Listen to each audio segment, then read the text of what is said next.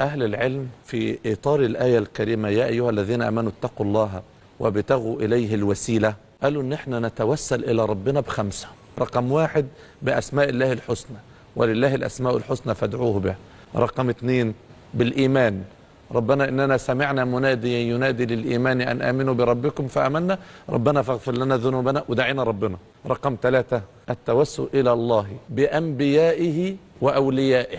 في حديث رواه الإمام الترمذي قصة الأعمى اللي النبي عليه الصلاة والسلام قال له توضأ وضوءك للصلاة ثم صلي ركعتين ثم قل اللهم إني أسألك وأتوجه إليك بنبيك محمد صلى الله عليه وسلم نبي الرحمة يا محمد إني أتوجه بك إلى ربي في حاجتي لتقضى اللهم فشفعه فيه. فتوسل برسول الله، راح صلى الركعتين رجع مفتح. سيدنا عثمان بن حنيف بيقول لك كأنه لم يكن به ضر أصابه. والتوسل الله بأنبياء وأولياء. عمر نفسه، عمر بن الخطاب وقف اللهم إن كنا نتوسل إليك بنبينا فتسقينا، فإن نتوسل إليك بالعباس عم نبينا فنزل المطر.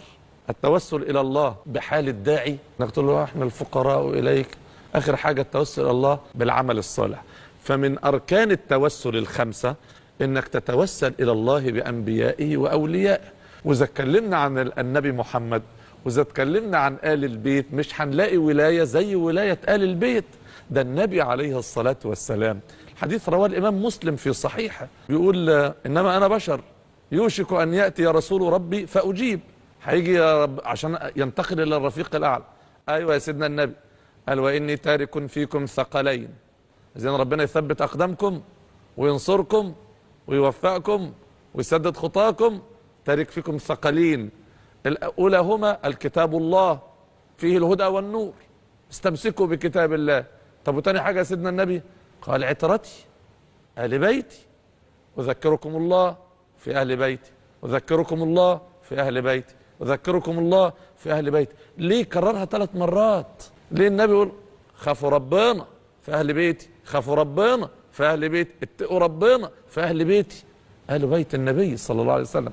في خطبة الوداع أوصى النبي عليه الصلاة والسلام ما إن تمسكنا حاجتين لو تمسكنا بهم مش هنضل، الكتاب الله وعترتي أهل بيت النبي صلى الله عليه وسلم.